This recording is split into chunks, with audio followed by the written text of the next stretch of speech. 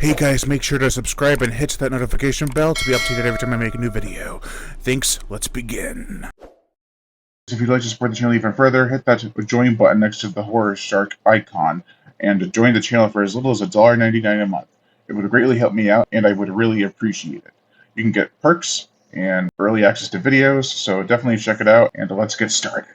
Who should be feared more, man or beast?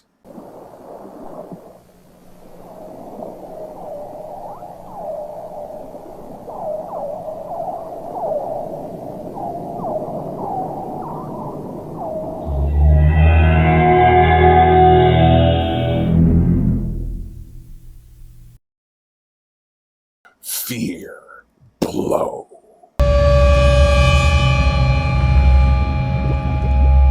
This is the 2025 Australian horror thriller from director Matthew Holmes.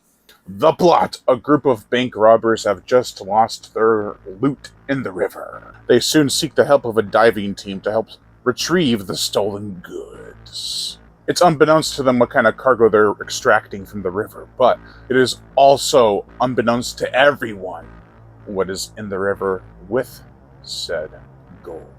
Uh-oh.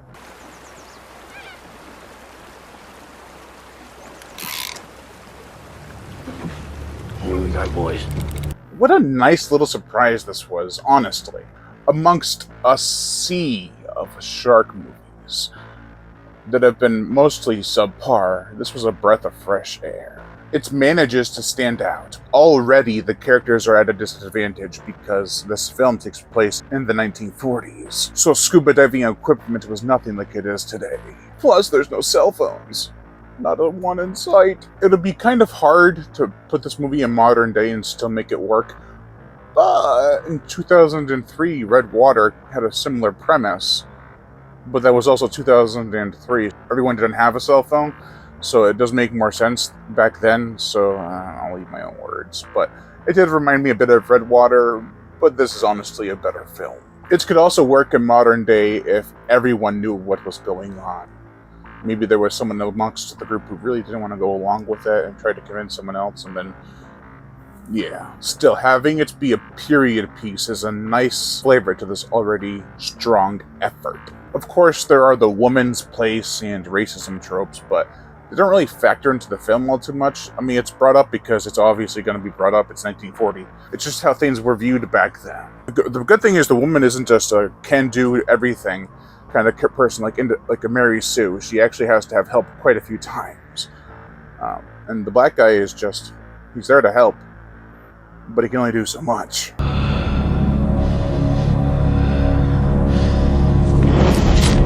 My biggest surprise of all is that the acting is solid from everyone.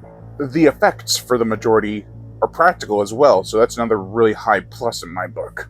I'll go into that in a bit, but for now I'll focus on the characters. Claire Bennett, played by Hermione Corfield, is the only woman in the cast. She works for a scuba diving shop, which was uncommon at the time, but her boss seems to be open-minded. But the gig isn't doing too well. Money is tight for the people who work there. At first I thought she was her boss's daughter, but no. They're just friends. Anyway, she is put to the test throughout the film.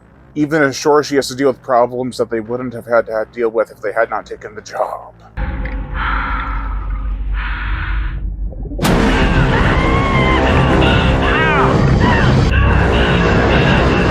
Ernie Morgan, played by Arthur Angel, is a good man, boss, friend.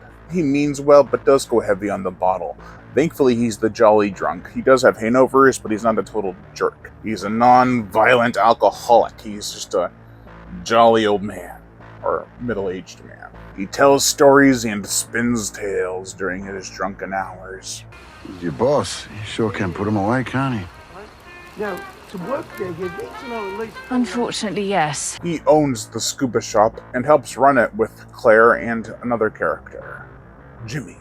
Jimmy Barricada, played by Jacob Jr. Nyajigo, and Ernie go back a ways.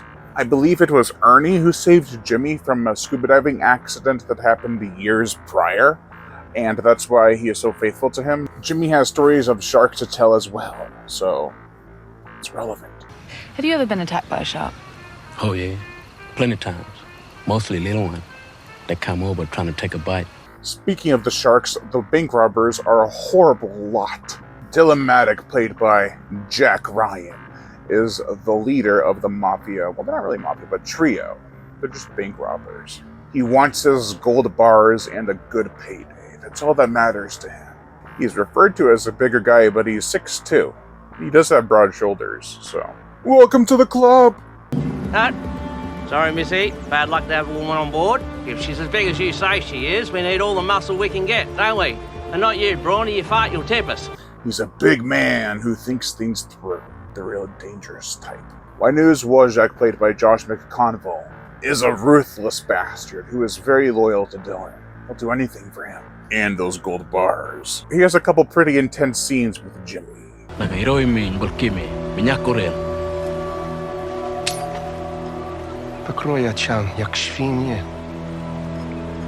Sean Collins, played by Maximilian Johnson. He is the young man of the group of thieves. It's unclear at first where his loyalty lies. You think he could be persuaded to help our characters. As time goes on, his true colors will show.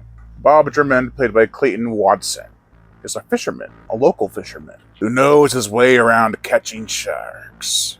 He has a pretty memorable scene with our characters. This film does take that forced in water approach that some other shark films have done. Our scuba gang is not willing to go in the water after that scene with the initial shark encounter, but surprisingly, the thieves come up with a way to try to get rid of the shark. It just backfires. Then they threaten. Now they're forced to go back into the water. You got a job to do. And what exactly is our job? Put a fucking muzzle on her, Ernie, before I do. This job's over. Let's pack up the truck. From the very beginning, the robbers are portrayed as corrupt individuals. They're bad people. But throughout the first half or so, you kind of grow to hate to love them, or love to hate them. But it's never forgotten what they've done and what they're going to do. They're still a kind of fun bunch to be around, suave, well-spoken. For the gore, the effects, there are some juicy kills here. Lots of red water, severed arm. A couple of people are thrashed about. It's not the bloodiest shark movie. It gets the point across. We also get a stab to the neck with blood squirting out, so that's pretty gnarly. The effects are mostly practical. The shark is used well with proper shadow work, shading, and lighting. There is some CGI, but it's not terrible. I couldn't tell at first, but this film was shot dry for wet. That's right, the underwater footage was not actually shot underwater. In fact, if it had been, you wouldn't see shit. It was shot on a stage. The VFX supervisor and cinematographer did wonders on this film. For the motion picture soundtrack, Angela Little's score in this film is alright. I mean, it's got nothing that really sticks out. There are some intense beats, but nothing crazy. There's a song near the climax that is functional. I could see it taking some of the viewers out if they think it's kind of cheesy or corny, but I felt it fit the mood perfectly. Overall, solid shark movie effort. It doesn't fall under the so bad it's good camp. It's actually a decent film. It flies by at a good pace with enough breathing room to allow the characters to talk, discuss, and the audience to catch a breath. It's 85 minutes, but it could have been 100 like it was supposed to be, but I'm not going to get into that. I'd recommend it to shark movie fans as well as period piece fans. I'm sure they'll get a kick out of it too. It's pretty authentic, I believe, with all the equipment and gear that they use. So yeah, that's going to do it for this video, guys. You've been watching Shark House Entertainment, and I've been your host, Brian Gatto. Make sure to like, comment on, as well as share this video. Like my Facebook fan page and hit that notification bell to be notified every time I make a new video, and as always, subscribe. A little bit of incentive, all right? Show who's boss. You do know that bullets slow down when they hit the water. Well, I'll shoot her when she's out of the water then, won't I, Missy?